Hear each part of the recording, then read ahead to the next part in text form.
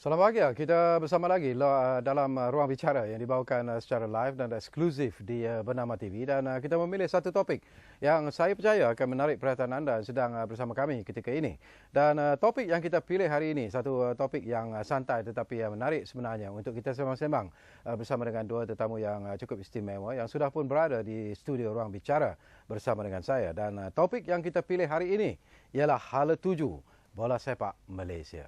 Ini satu topik yang saya kira tentunya akan mendapat perhatian anda yang sedang bersama kami ketika ini. Dan seperti biasalah, kami juga amat mengalu-alukan untuk berkongsi pandangan dan juga pendapat bersama dengan anda yang sedang bersama kami ketika ini. Jadi gunakanlah dua talian yang telah pun kami sediakan kepada anda, 0320594624 dan juga 0320594625. Baiklah, izinkan saya memperkenalkan dua tetamu yang sudah pun bersiap sedia menemani saya di studio ruang bicara ini. Di sebelah kanan saya ini ialah yang berbahagia Datuk Seri Azman Ujang yang merupakan bekas ketua pengarang Bernama, dan beliau juga merupakan peminat sukan bola sepak terutamanya, Datuk Seri. Tapi kita sedih dengan apa yang berlaku. Betul. Ya, dan kita juga ingin mengalu-alukan seorang lagi rakan yang berada bersama saya di studio ruang bicara ini, iaitu saudara Lim Chan Yu yang merupakan bekas pemain kebangsaan, dan beliau juga pernah bermain bersama dengan pasukan Selangor, bersama dengan pasukan Negeri Sembilan, bersama dengan klub MPPJ dan sebagainya. Jadi pengalaman yang ada itu adalah sesuatu yang amat berharga sebenarnya untuk kita kongsi bersama. Dan kepada anda, seperti biasalah, kami juga ingin mendapatkan pandangan dan juga pendapat anda. Jadi jangan lupa gunakan dua talian yang kami sediakan itu. Baik, bila kita bercakap tentang Hala Tuju bola sepak Malaysia, Datuk Seri, menarik kalau kita lihat ranking yang dikeluarkan oleh FIFA baru-baru ini. Kita diletakkan di tempat yang ke-164. Tetapi yang menariknya jika kita bandingkan dengan Bhutan mengatasi kita, menduduki tempat yang ke-163.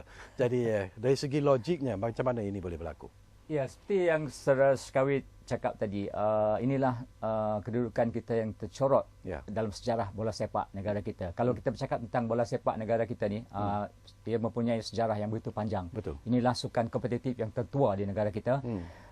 Malah kalau kita nak bercakap tentang Piala Melaya yang terdahulunya, kita kemudian diganti oleh Piala Malaysia. Piala Melaya dimulakan dalam tahun 1920. Dan kita pada satu masa dulu, zaman saya menjadi wartawan, termasuk wartawan sukan, zaman kegemilangan bola sepak negara. Betul. Akhir tahun 70-an, masa saya bertugas di Sabah, Piala Malaysia masih berancak lagi. Kemudian saya membuat liputan di luar negara pun, Piala Dunia, pra Olimpik.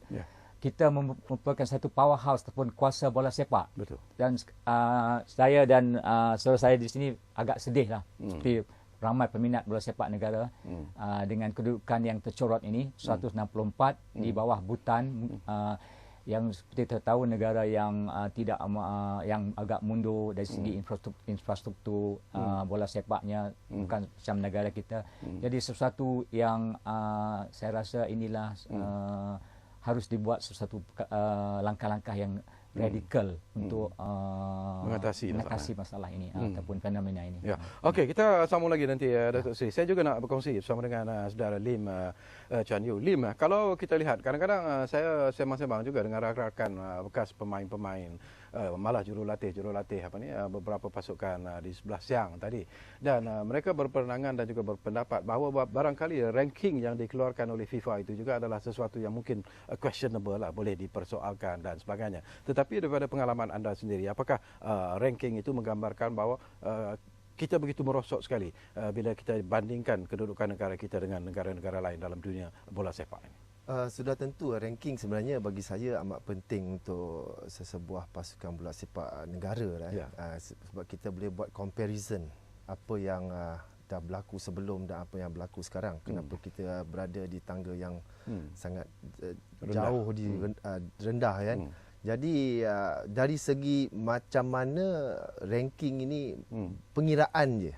Sebab kita sekarang ada persoalan kenapa orang menyoal kenapa pasukan negara Bhutan lebih tinggi daripada pasukan kita Malaysia kan. Sebab sebab kita di Malaysia kita mempunyai liga yang dikatakan bagus. Jadi kita tak tahu apa terjadi pada negara Bhutan. Jadi penting tu memang bagi saya penting. Tetapi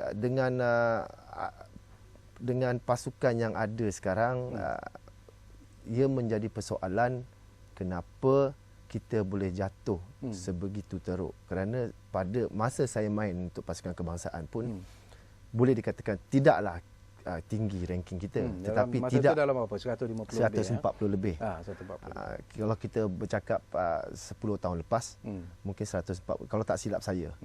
Tetapi dengan masa tu liga kita pun tak sehebat sekarang dengan gaji pemain ni semua kan. Jadi kenapa boleh jadi sampai begitu rendah? Jadi ini adakah dari segi pembangunan bola sepak kita, kita tidak ada pemain-pemain yang bagus lagi, ataupun kita kurang perlawanan persahabatan. Jadi itu sebenarnya untuk topik sebegini banyak persoalannya. Kan? Saya rasa ramai penonton di luar pun tertanya-tanya kenapa boleh jadi sampai macam tu. Okey, bila you sentuh Lim tentang kurangnya perlawanan persahabatan, ini juga menarik Datuk Seri. Itu juga yang menjadi sungutan kalau kita lihat Dolah yang dipertanggungjawabkan sebagai jurulatih pasukan kebangsaan. Dia sendiri pun menyatakan bahawa kerana kurangnya perlawanan persahabatan itu mengakibatkan prestasi pasukan kebangsaan kita juga semakin merosot dan sebagainya. Komen ranking ni saya rasa sahih kerana tidak harus dipertikaikan. Kalaupun saya rasa dalam keadaan sekarang kita banyak permainan pun, perlawanan pun, kita lebih banyak kalah daripada menang. Jadi baru-baru ni kita kalah dengan Oman 6-0 dan sebagainya. Ini menunjukkan bahawa walaupun kita mempunyai domestik perlawanan pertandingan league yang agak rancak, menarik dan begitu gaji begitu tinggi sekarang, tetapi ini tidak dicerminkan di peringkat antarabangsa. Prestasi kita agak buruklah di peringkat antarabangsa. Inilah menyebabkan ranking kita jatuh. Kenapa Lim ini boleh berlaku? Apakah kerana semangat pemain-pemain itu sendiri ataupun kegairahan mereka untuk beraksi dengan pasukan kebangsaan itu berbeza jika dibandingkan ketika mereka mewakili negeri ataupun kelab mereka sendiri? Saya rasa sudah tentu perbezaan tu mesti ada.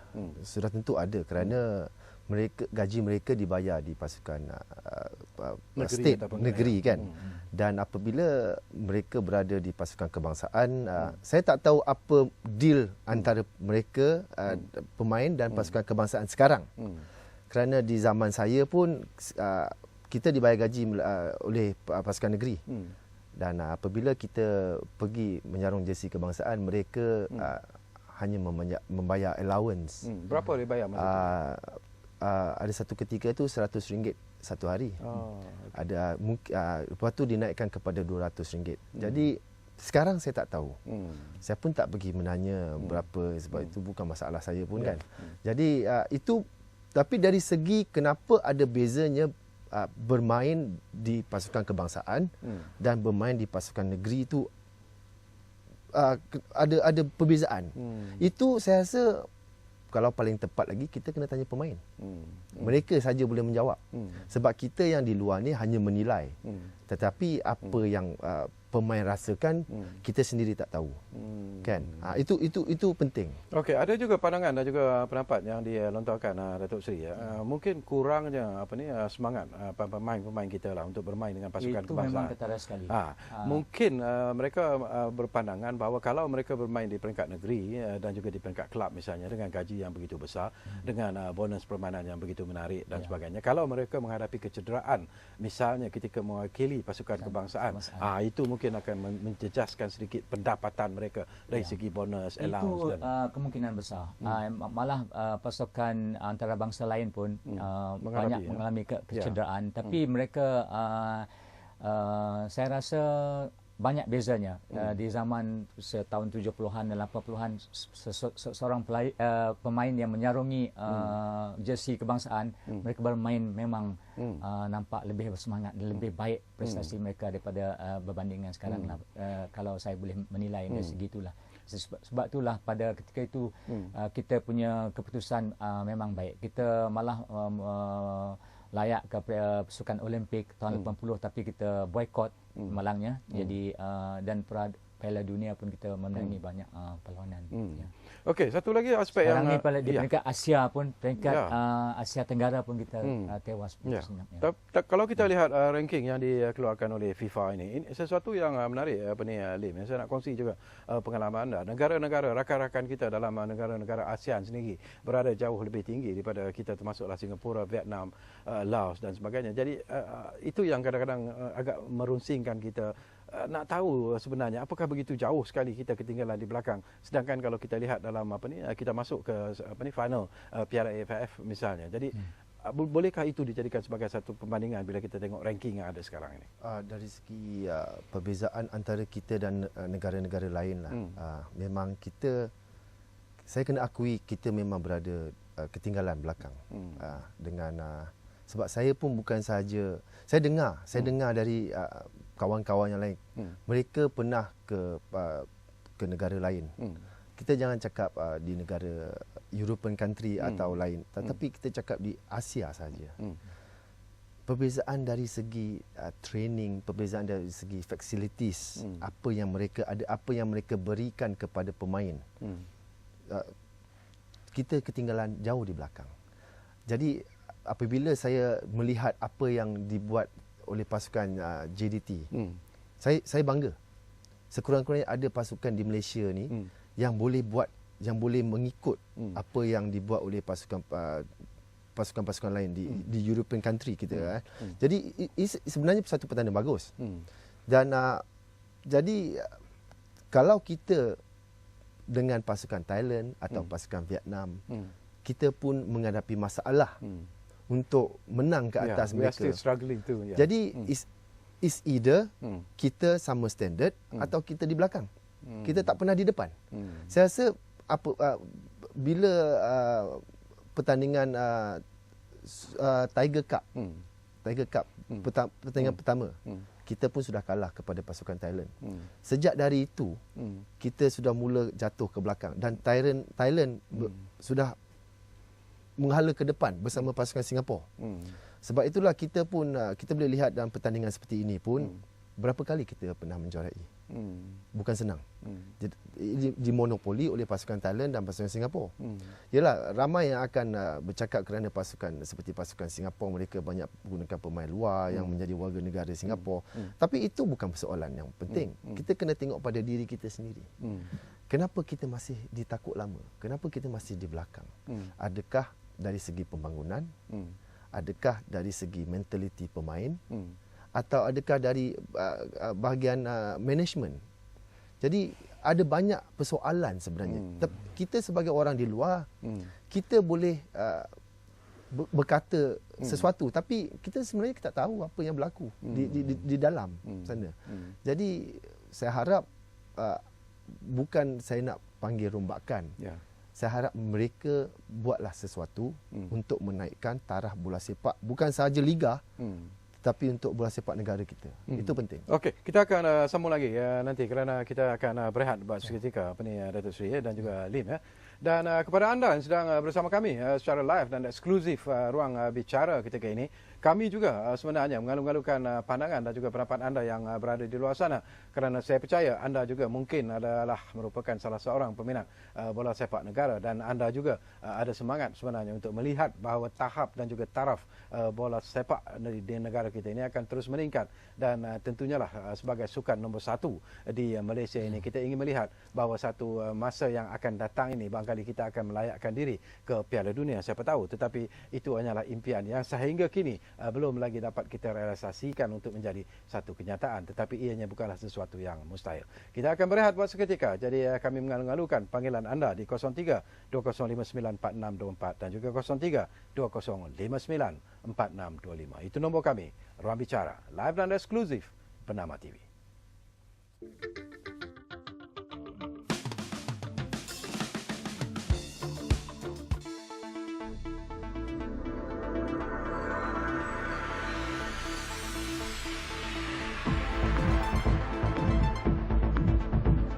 Nongkah batasan masa, mengupas isu semasa, jadi saluran pelbagai suara, segalanya baru dan benar di Berita Bernama TV.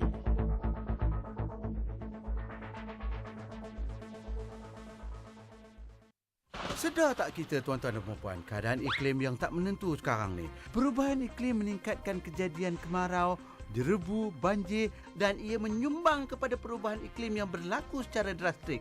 Inilah dia faktor-faktornya. Yang pertama, asap dari kenderaan. Yang kedua, penebangan dan pembakaran hutan. Yang ketiga, pembebasan asap dari industri perkilangan. Dan yang keempat, pelupusan sisa buangan. Ini usaha yang Pak Abu buat, iaitu yang pertama, menanam pokok. Yang kedua, mengurangkan atau tidak menggunakan beg plastik. Yang ketiga, mengasingkan bahan buangan. Yang keempat, mengitar semula bahan buangan. Dan yang kelima, memilih barangan dari bahan kita semula. Ada banyak lagi usaha yang boleh kita lakukan. Antaranya, kurangkan pemanduan kereta persendirian dan banyakkan penggunaan kenderaan awam. Anda adalah sebahagian daripada penyelesaiannya.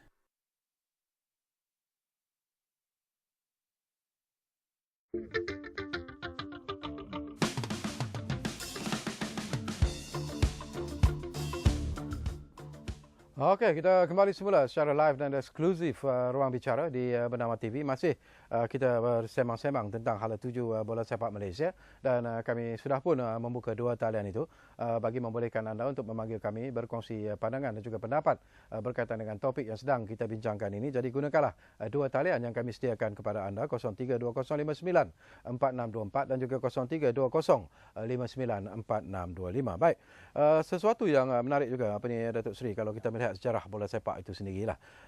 Satu ketika pasukan Korea Selatan terutamanya pasukan Jepun sebagai satu contoh merupakan dua pasukan yang cukup bimbang, cukup takut ketika berdepan dengan pasukan Malaysia. Mereka begitu kenali Allahyarham Datuk Mokhtar Dahari misalnya. Mereka begitu gentar apabila melihat Datuk Santokh Singh ataupun Tauke So Chin An sendiri, Datuk So Chin An. Tetapi senario itu sudah jauh berubah sekarang ini. Kita jadi pandangan itu. Apabila saya membuat liputan bola sepak di Korea Selatan satu masa dulu, saya tanya Presiden Persatuan Bola Sepak Korea, siapakah pasukan manakah yang paling digeruni? Dia kata Malaysia. Itu awal 80-an lah. Sekarang ni sejak itu Korea Selatan layak ke peringkat akhir Piala Dunia setiap kali. Korea Selatan. Harus kita menjejaki apakah formula ataupun resepi ataupun rahsia Korea Selatan ni. Mungkin kita bawa mereka sebagai coach kita ataupun jurulatih mereka kan. Jadi ialah satu perkara yang saya rasa rombakan di sana sini harus dilakukan lah. Okey. Nanti kita sambung lagi Datuk Seri. Saya juga nak pandangan Lim berkaitan dengan perkara ini. Tapi sebelum itu kita ambil satu panggilan yang sudah pun ada di talian daripada pemanggil kita, itu saudara Khairul Muzammil dari Kuala Lumpur. Sudah pun berada di talian kami ketika ini. Assalamualaikum Khairul. Halo Khairul. Waalaikumsalam. Ya Khairul. Apa khabar tuan? Baik, alhamdulillah. Khairul sihat Alhamdulillah. Okay. Lama kita nak jumpa kan? Ya, itulah dia. Okey, Rol. Saya punya pandangan berkenaan dengan masa depan bola sepak negara kita ni. Ya. Saya melihat kerajaan telah buat semua perkara. Betul. Kita ada sekolah sukan, ada sekolah sukan, ada 3 sekolah sukan, Bandar Penawar, Bukit Jalil, kita ada yang terbaru Akademi Bola Sepak di Kuantan Mokhtar Dahari, dan juga kita ada sekolah sukan di 40 buah negeri kita. Tetapi isunya di sini, apakah kita gagal melahirkan pemain-pemain yang berkualiti daripada sekolah-sekolah ini? Kerajaan membelanjakan berpuluh-puluh juta setahun.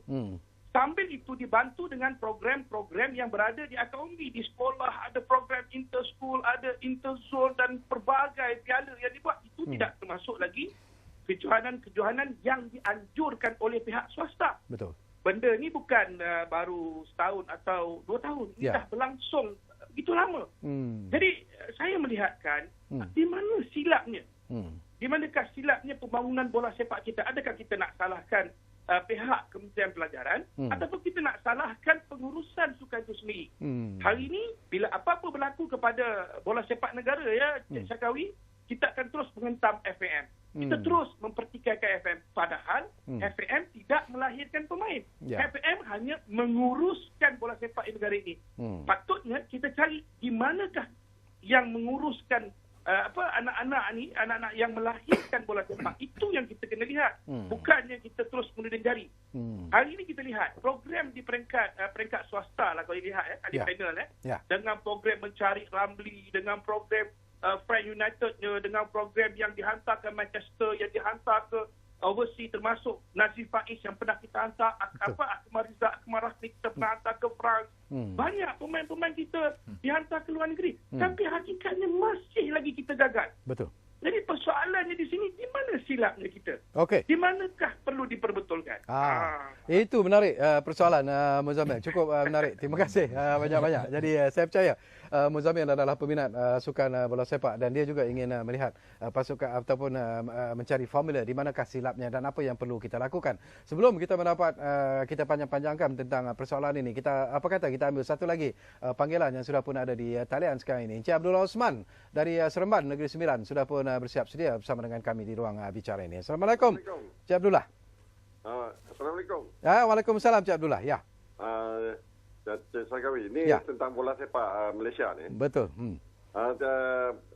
Dia masalah dia ke pemain kita apabila main untuk kelab ataupun untuk negeri yang berbayar, gaji yang lumayan, dia main cukup bagus. Bagus betul. Bila lawan untuk negara, dia orang main dah, dia ikut style England. England macam itulah. Dia orang kalau main untuk kelab memang terror betul. Baik betul. Tapi bila main untuk negara, dia orang kecundang. Piala dunia ke apa ke. Inilah kita dah terikut cara England. Dan lagi satu, saya rasa setiap kali kita dah berapa tahun dah asyik tu menurun dah sampai 160 lebih. Patutnya kita naik lagi. Ni 30 tahun dulu okey. Ini daripada saya adalah punca daripada siapa yang menerajui bola sepak ini. Saya terang cakap FAM perlu tukar. Setiap kali bila tidak dapat setiap kali kalau dah tak boleh pegang jawatan tu, bagilah orang lain. Biar orang lain cuba. Cuba. Kalau tak boleh, ganti orang lain. Sampai kita dapat orang yang benar-benar yang boleh membawa bola sepak ke arena dunia. Okey. Baik, terima kasih banyak-banyak Encik Abdullah Osman dari Seremban. Jadi ada dua pandangan yang berbeza, seorang daripada saudara Muzammil tadi dan sebentar tadi Abdullah Osman. Jadi memanglah selalu benar berlaku apabila apa yang berlaku sekarang ini FAM yang dipersalahkan. Tapi kata Muzammil tadi, sebenarnya FAM hanyalah menjalankan tugas mereka sebagai sebuah persatuan bola sepak. Segala-galanya sebenarnya telah pun disediakan, tersedia peluang yang cukup baik sebenarnya untuk meningkatkan tahap permainan pemain kita, tetapi kenapa kita tidak sampai ke tahap itu? Jadi mungkin sebelum saya dapat pandangan Datuk Seri Lim, pandangan anda peribadi. Persoalan pertama tadi mengenai pembangunan bola sepak kita lah. Apa yang Encik Khairul katakan tadi, saya rasa dia pun ada buat research pasal akademi atau sekolah sukan yang ada kat Malaysia ni. Memang betul banyak akademi bola sepak di Malaysia sekarang. Saya pun petang tadi pun ada orang menanyakan soalan ni kepada saya. Jawapan saya senang. Katakan akademi. Akademi ni sudah bermula mungkin 15 atau 20 atau tahun yang lepas. Ramai kita banyak yang akademi yang kita lihat orang mula start akademi Arsenal, akademi Brazil, semua ni kan. Jadi sebenarnya apa tujuan? Saya nak tahu apa tujuan orang yang mulakan akademi ini. Adakah mereka hendak melahirkan seseorang pemain yang akan menyarung jersey kebangsaan, akan menolong negaranya satu hari nanti, atau hanya sebagai bisnes? Sebab kita tahu kalau orang dengar akademi bola sepak Brazil, ramai. Mesti ramai yang nak menghantar anak-anak mereka ke akademi sebegitu. Jadi kita kena tahu adakah ia berkaitan dengan bisnes atau memang mereka nak melahirkan. Tetapi kita sekarang sudah tak dengar mengenai akademi Brazil, akademi Arsenal, jarang. Tetapi ramai yang mula membuat akademi sebegini. Banyak dah ada di sekitar Kuala Lumpur. Jadi mereka pun kena tahu. Kita pun kena tanya. Sebenarnya saya nak tanya juga, adakah ia sebab bisnes? Tapi produk-produk daripada akademi ini dan juga daripada sekolah-sekolah sukan itu telah pun banyak diserapkan kepada mungkin betul. Dalam pasukan. Kita kena tengok, okey, katakan akademi bermula 10 tahun lepas. Akademi yang ada, kan. Berapa pemain yang sekarang ni 10 tahun selepas yang berada dalam di pasukan kebangsaan atau di pasukan liga? Ada tak? Kita kena buat recall balik. Kita kena buat research macam tu balik. Kalau ada, mungkin ia memang berguna. Okey, kita nak sambung lagi Lim. Ada dua lagi pemanggil di talian sekarang ni. Marcelo dari Sabah sudah pun berada di talian kami. Hai Marcelo. Halo. Halo Marcelo. Halo orang Sabah. Tak dengar. Okey, tak apa Marcelo. Kita ambil satu lagi panggilan. Kamarul dari Pulau Pinang. Jadi, Assalamualaikum Kamarul. Waalaikumsalam. Ya. Waalaikumsalam Tuan Syarkawi. Ya, saya. Dan Assalamualaikum dan selamat petang kepada ahli-ahli panel yang saya hormati sekalian. Okey. Saya mempunyai satu pandangan perspektif yang berlainan daripada sukan. Okey. Apa yang saya nak tanya di sini, apa yang kita mahu dari sukan? Ya, contohnya Malaysia, kita menceburi pelbagai sukan. Dan kesemua sukan itu kita nak menang belaka. Okey. You know? Dan kita tidak mempunyai ramai populasi. Kalau tengok negara kita tak population kita tak ramai. Tapi kita nak buat semua.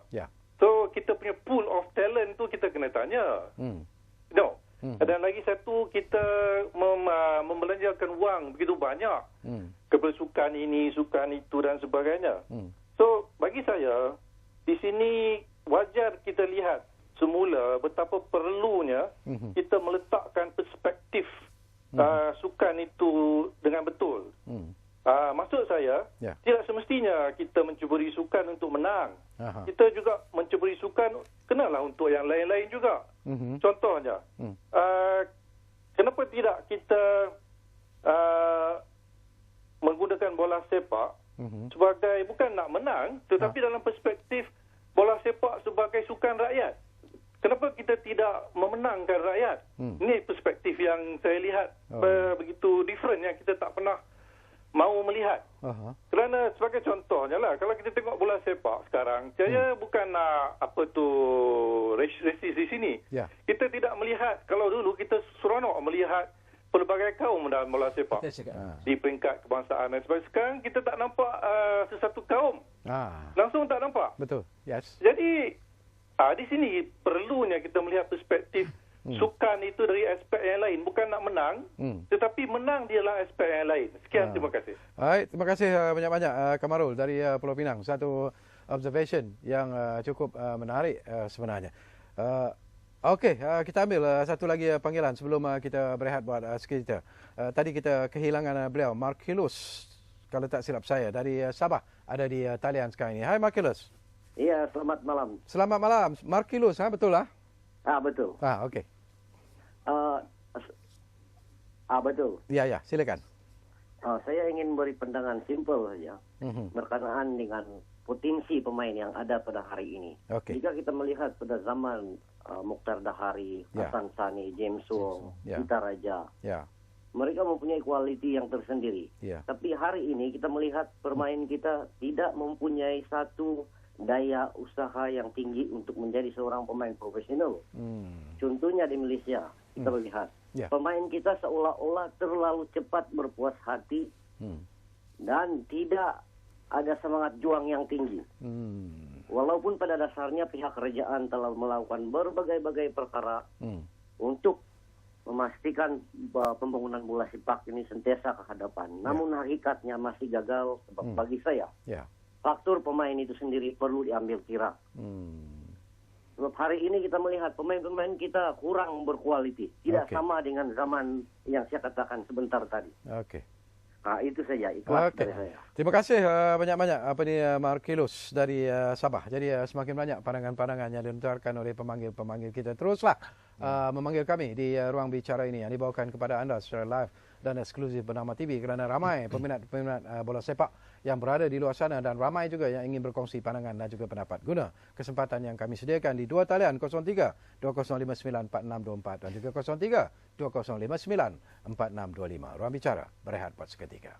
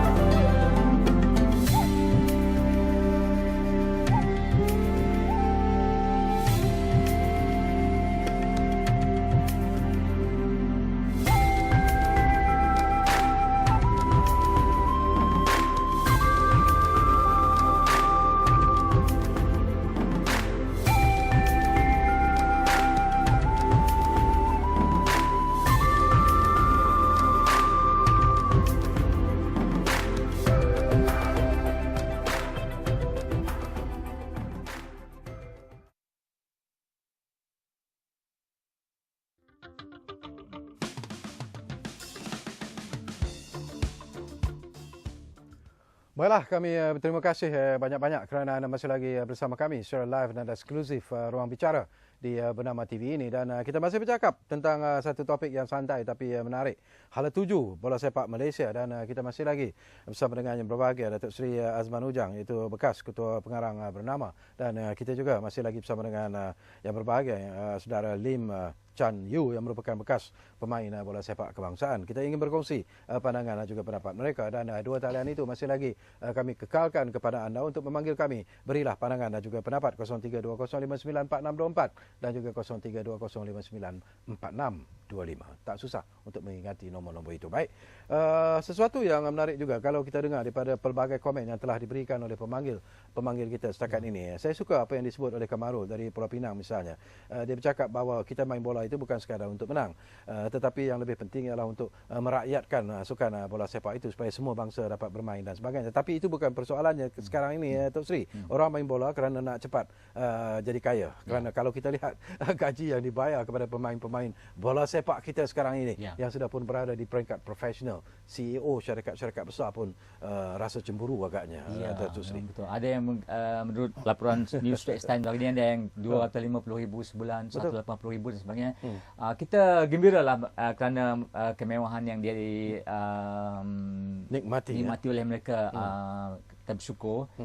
Tapi seperti saya setuju dengan Saudara Markelus Sabah tadi, dari segi kualitinya, penemuan ataupun talent discovery ataupun pencarian talent atau bakat bola sepak masih lagi menunjukkan satu kegagalan lah. Kerana beliau bandingkan dengan pemain di masa yang lepas seperti Ahsan Sani, James Wong dan Cho Chin An dan sebagainya, memang walaupun mereka tidak menikmati gaji semewah itu, tapi kualiti mereka adalah jauh lebih tinggi daripada kualiti sekarang pemain yang bergaji begitu lebih tinggi daripada CEO dan lebih tinggi daripada Perdana Menteri dan sebagainya lah. Okey. Tadi persoalan menarik juga dibangkitkan oleh Kamarul. Ini Lim Chin Yew kena jawab dah, Lim.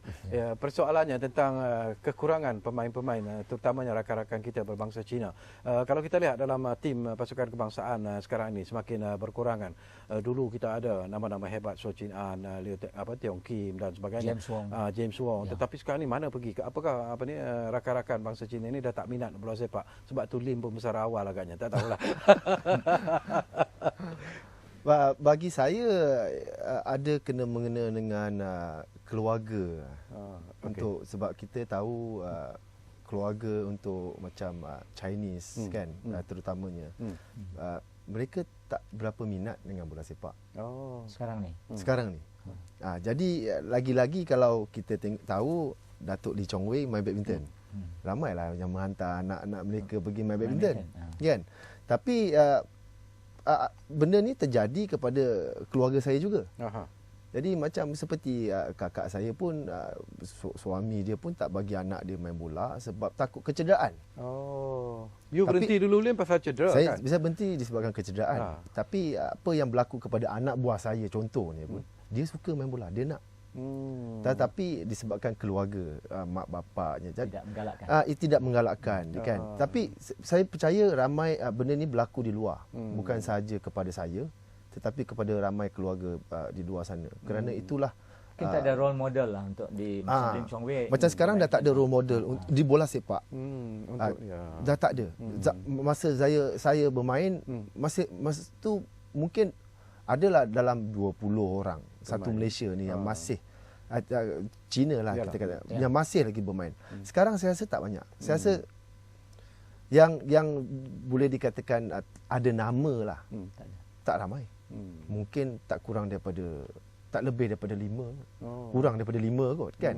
Yang ada nama, yang peminat tahu. Dalam pasukan kebangsaan langsung tak ada dah. Macam pasukan kebangsaan macam setahu saya tak ada. Tapi kalau kita kata macam Brandon Gunn, tapi macam Brandon Gunn, beliau bukan asal, bukan memang dia kacukan. Jadi yang betul-betul Cina, saya rasa ada 2 pemain daripada di pasukan Pulau Pinang, tak salah saya. Pulau Pinang memang dulu ramai pemain Cina. Betul. Tetapi sekarang pun tak ada. Okey, kita sambung lagi nanti Lim. Ada 2 pemanggil menunggu di talian sekarang ni. Haris dari Sabah. Kita ambil bersama dengan Saudara Haris dulu. Assalamualaikum Haris. Waalaikumsalam Saudara Sarkawi. Ya, saya. Ya, ini berhubung dengan prestasi bola sepak negara kita yang merundum. Ya, betul. Saya berharap mereka-mereka yang tidak berbakat dan tidak berpengalaman, tetapi sekadar mengambil nama, diharap janganlah memegang jawatan itu terlalu lama. Ya. Dan kita berharap juga supaya Menteri Belia dan Sukan supaya campur tangan dan memberi nasihat. Yang keduanya, dari segi pencarian bakat. Kebanyakan bakat-bakat ini ada di kampung-kampung. Tetapi oleh kena pencarian itu tidak telus, maka bakat yang sepatutnya boleh bermain itu tidak dipilih. Kebanyakan pemain yang dipilih karena bapak mereka berpengaruh, pasti mereka berpengaruh, dan kemungkinan ada perkara-perkara lain. Sedangkan kalau kita perhati, pemain-pemain terkenal dunia seperti Ronaldo, mereka ini adalah budak kampung yang bermain di celah-celah bangunan. Jadi mengapa kita tidak cari mereka yang sebenarnya berbakat?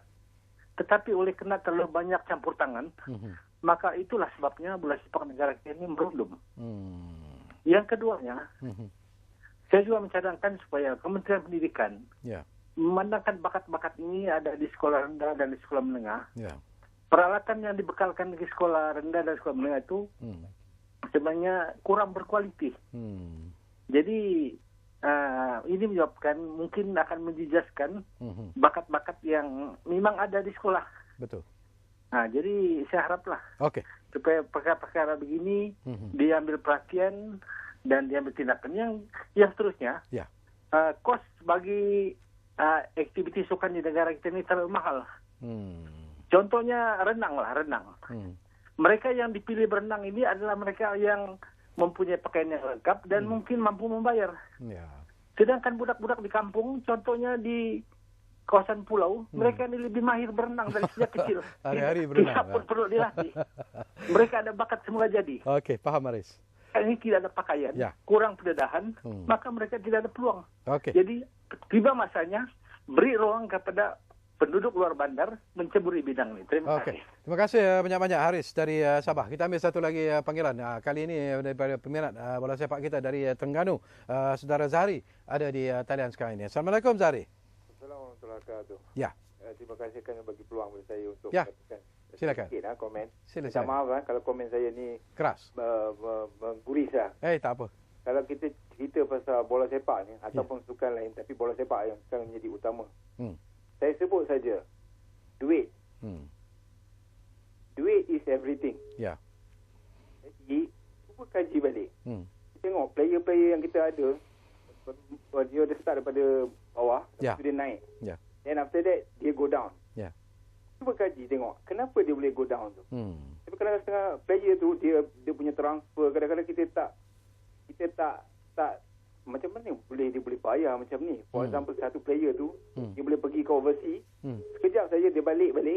Lepas tu kelab lain pula beli dia dekat Malaysia ni, for example, negeri lain pula beli. Dia punya price pun orang kata macam ada main lah.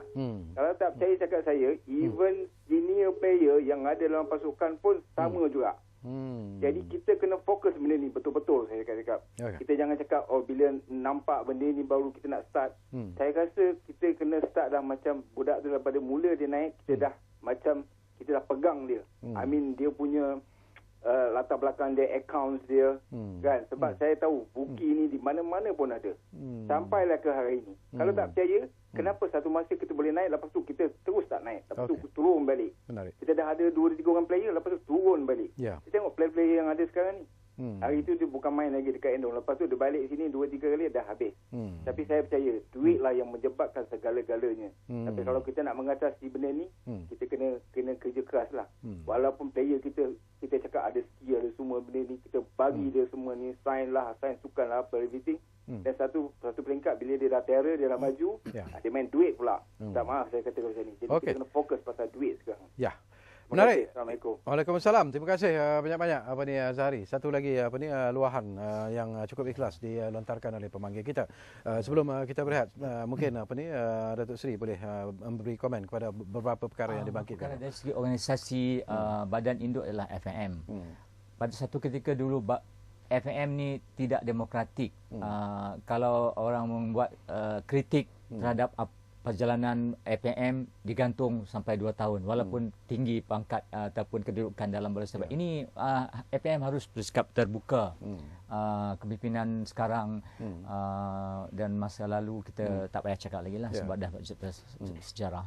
Jadi oleh sebab kedudukan kita di FIFA ni pada akhirnya akan mengadili kedudukan FIFA lah, kan. Kita harus berbuat sesuatu yang lebih lagi daripada sekarang lah. Mungkin ada para peminat ataupun penggemar bola sepak yang boleh mengambil alih setengah jawatan yang strategik di FAM itu think out of the box orang kata kan. Okey, kita akan sambung lagi Datuk Seri. Kita akan berehat Lim. Tapi sebelum kita rehat ni, satu persoalan yang saya nak Lim fikirkan nanti tentang komen yang dilontarkan oleh pemanggil kita yang terakhir tadi setakat inilah, iaitu saudara saya tak ingat Zahri tadi daripada Terengganu yang menyentuh tentang soal duit. Kadang-kadang apakah ada pro and con juga bila kita membayar harga pemain-pemain itu terlalu tinggi. Ianya juga bukan saja memberi kesan positif, tetapi pada masa yang sama boleh mengakibatkan berlakunya ataupun timbulnya kesan-kesan yang bersifat negatif secara keseluruhannya. Itu persoalan yang menarik. Tapi apapun, kita berehat buat kali terakhir dan kembali nanti itulah persoalan yang akan saya kongsi bersama dengan Lim, tetamu saya malam ini di Ruang Bicara. Rehat dulu.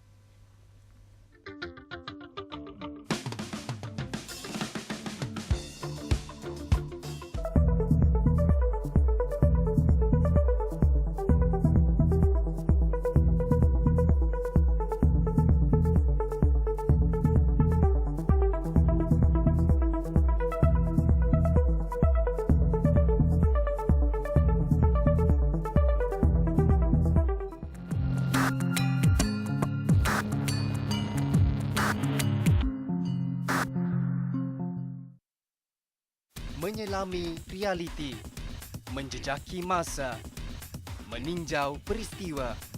Paparan kronikal kembara kehidupan, pelbagai keunikan juga pengalaman menarik. Segalanya disorotkan selama setengah jam dalam channel bernama setiap Ahad jam 9.30 malam hanya di Bernama TV.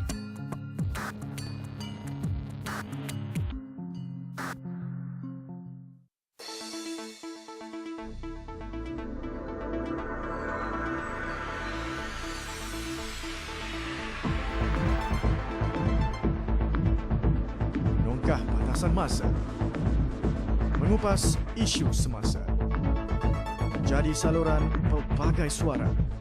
Segalanya baru dan benar di Berita Bernama TV.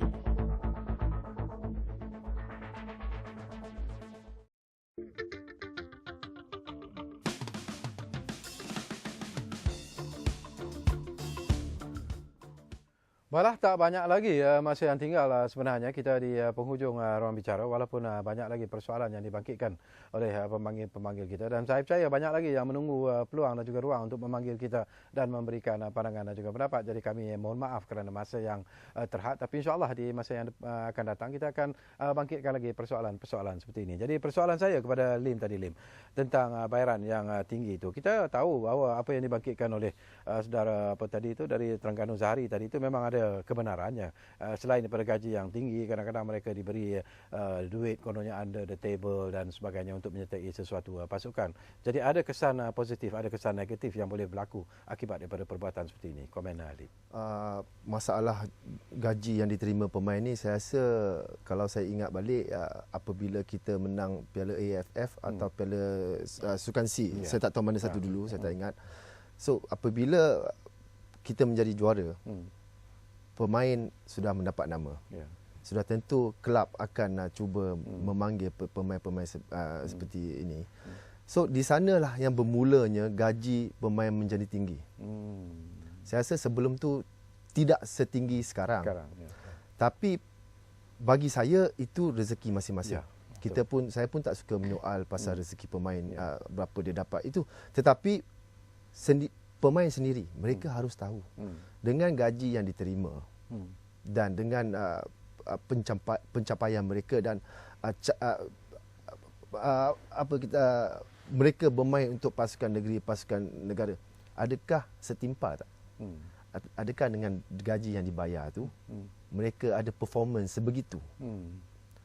Jadi itu persoalan sebenarnya ramai yang ingin tahu. Tapi nanti orang akan tanya mana duit tu datang. Jadi bayar gaji tinggi tapi main macam tu. Bayar gaji tinggi tetapi tak main, duduk reserve. Kan? Tetapi ini semua bukan salah pemain saja. Kelab yang tapi itu terpulang pada kelab kerana mereka boleh bayar gaji sebegitu. Jadi persoalan yang paling penting kita kena tahu ni pemain sendiri. Sebab pernah tak kita dengar sekarang ni bila kita tanya budak-budak kecil kan, budak-budak kecil di sekolah, dah besar nak jadi apa? Ada tak kita dengar? Saya dah besar, saya nak wakil negara main bola. Saya nak harumkan nama. Tak ada. Even dalam TV advertisement pun kita tak dengar. Semua nak jadi doktor ni. Tapi mana ada kita dengar, oh saya nak dah besar, saya memang nak main untuk negara, nak wakil negara main bola sepak. Kita jarang dengar. So saya rasa ada penonton yang call pun mengatakan dari segi ramai bakat di luar. Ramai bakat di luar memang tidak dicongkil. Itu memang kita sendiri pun tak boleh nak jawab. Jadi ini persoalan hanya balik kepada FAM atau scouting. Kita ada scouting, tapi saya tak tahu macam mana scouting itu berjalan, saya tak tahu. Dari akademi saya tak tahu. Jadi banyak persoalan juga yang kalau kita nak jawab semua soalan tu. Memang itu semua poin-poin penting. Sebab kita sendiri tahu, penonton pun tahu. Kan? Tapi dari isu duit tu kita tak boleh cakap apa. Yalah, itu rezeki masing-masing. Tapi kalau penonton ada peluang jumpa pemain, tanya mereka. Tanya mereka. Sebab saya rasa baru-baru ni pun ada pemain yang berhijrah. Yang kita dengar pun dengan gaji yang tinggi. Kalau sebenarnya pasukan negeri yang mereka nak bayar. Kalau mereka tak nak bayar, mereka tak nak pemain ni. Tapi kadang-kadang mereka terpaksa bayar kerana mereka perlukan pemain sebegitu. Jadi banyaklah yang kita kena, sebab saya ada duduk dengan bekas-bekas pemain dari pasukan Selangor. Mereka pun sangat kecewa dengan apa yang berlaku. Dengan apa yang berlaku satu, dengan standard permainan kita di liga. Mereka yang pemain sekarang ni, dia tak ada dari segi corak permainan tu, dari segi bakat tu tak ada. Boleh sepak, boleh berlari, itu sajalah. Tetapi dengan gaji yang mereka dapat sekarang, kita tak payah banding dengan zaman 80-an, 70-an. Kita banding dengan zaman 10 tahun lepas cukup. Saya rasa 10 tahun lepas, walaupun liga kita tak ada sebesar sekarang, tapi dari segi permainan, lagi kualiti tu lagi baik daripada yang sekarang ada. Sebab kita tak tahu, sekarang mungkin asal boleh sepak, asal boleh lari, bolehlah main. Kan? Kita tak tahu. Sebab setahu saya, pemain yang berumur 20, 21 sekarang pun dah boleh gaji 20-30 ribu. Zaman kita 10 tahun lepas, jangan cakap zaman dulu. 10 tahun lepas tak ada. Tak merasa. Tetapi pemain tu bagus, tapi gaji pun tak lebih 5 ribu. Okey, dalam persoalan yang satu lagi sebelum masa pun semakin suntuk Tok Sri. Menarik bila kita bercakap tentang mencungkil bakat-bakat itu. Kita tahu banyak kementerian selain daripada FAM sendiri, selain daripada akademi yang telah pun ditubuhkan. Kementerian Pelajaran sendiri pun ada program di mana untuk mencungkil bakat-bakat muda dalam arena sukan, baik badminton, bola sepak dan sebagainya. Tetapi kita tidak mahu usaha-usaha ini hanya separuh jalan. Apabila bakat itu dicungkil, ditinggalkan begitu saja, dan kemudian mereka membawa diri mereka sendiri dan sebagainya. Jadi apa harapan Datuk Sri? Inilah pencungkilan bakat ni, kita harus kaji semula kaedah ataupun approach-nya lah. Kerana kita mendapati bakat yang tidak berkualiti, jadi kita dapat prestasi macam ni lah. Main untuk negara. Jadi ini juga berlaku, kalau saya nak panjangkan sikit tentang badminton. Selepas Datuk Lee Chong Wei, dah tak ada dah. Yang nombor 2 daripada Chong Wei tu, dia punya gap, dia punya jurang tu terlalu jauh. Dan kemungkinan dalam 3 minggu lagi keputusan tentang doping case Lee Chong Wei ni, kalau dia lah didapati bersalah, kita minta, bukan dia didapati bersalah. Kalau ini berlaku, dah tak ada dah dari ranking dunia pemain badminton. Jadi ini juga berlaku kepada dalam bola sepak juga mengalami nasib yang sama. Jadi Lim, pengalaman anda sendirilah Lim, secara peribadi lah, apa yang ingin anda lihat sebenarnya untuk mengembalikan semula kegemilangan kita? Saya nak tambah sikit daripada apa yang Datuk Sri cakap mengenai bakat tu kan. Apa yang saya tahu, saya rasa Kementerian Belia dan Sukan pun ada berbuat sesuatu dengan memanggil bekas pemain iaitu Lim Tiong Kim untuk mencungkil bakat di Malaysia ni, untuk menaikkan balik taraf bola sepak Malaysia ni. Saya pernah dengar, saya pernah tengok apabila beliau bercakap, kebanyakan apa yang berlaku ketika beliau membuat program sebegitu, ibu dan bapa suka masuk campur. Itu sebenarnya memainkan peranan yang besar. Biar pemain dan coach yang buat kerja. Sebab kita tak nak, sebab apa yang dia cakap, habis training nanti pemain, ibu bapa datang tanya coach macam mana. Tapi kita tak payah tanya, sebab pemain tak akan jadi Messi atau Ronaldo dalam satu hari. Dia makan masa. Dia akan makan masa. Jadi biarlah pemain itu dengan jurulatih masing-masing. Saya rasa apa yang Kementerian Belia Sukan buat pun, mereka ada motif mereka sendiri. Kalau mereka boleh membawa Lim Tiong Kim balik untuk menolong, untuk menaik, jadi mesti ada bagusnya. Mungkin benda ni makan masa. Mungkin 1 tahun, 2 tahun tak nampak. Kita pun tahu Lim Tiong Kim dekat sana bukan 2 tahun, 3 tahun. Betul. Sekarang kita boleh lihat berapa pemain yang pernah bermain World Cup, yang pernah bersama dia sebenarnya. Kalau dia boleh mencongkil bakat sebegitu, saya percaya kat Malaysia dia. Jadi tapi kena beri kebebasan kepada beliau. Kerana beliau ada pengalaman yang sangat luas dibandingkan dengan jurulatih yang ada di Malaysia sekarang ni. Sebab apa yang beliau ada di sana sudah tentu lain. Jadi saya harap ibu bapa pun harus memainkan peranan yang penting lah di sini. Baik, terima kasih banyak-banyak kepada Lim Chan Yu, terima kasih kepada Datuk Seri Azman Ujang.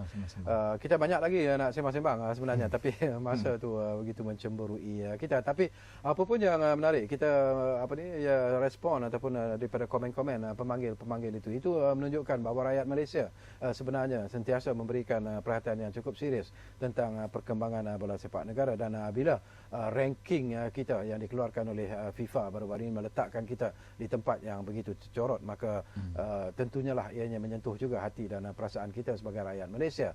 Dan kita harap FAM sendiri haruslah melakukan sesuatu, melihat persoalan ini dengan serius. Jangan menganggap ranking itu sebagai sesuatu perkara biasa, tetapi melihatnya secara serius. Dan kita berharap juga FAM, Kementerian Belia dan Sukan sendiri mungkin akan dapat bekerjasama untuk melahirkan semula ataupun mengembalikan semula kegemilangan bola sepak kita. Dan kita memang mengharapkan, kita sentiasa memberi sokongan. Kita lihat bagaimana Super League, misalnya Liga Super, Piala Malaysia dan sebagainya, sambutan yang begitu hebat daripada penonton-penonton. Tetapi selepas Liga berakhir dan sebagainya, dan bila ditumpukan perhatian kepada pasukan kebangsaan, kita tidak dapat mencapai kepada tahap yang kita inginkan.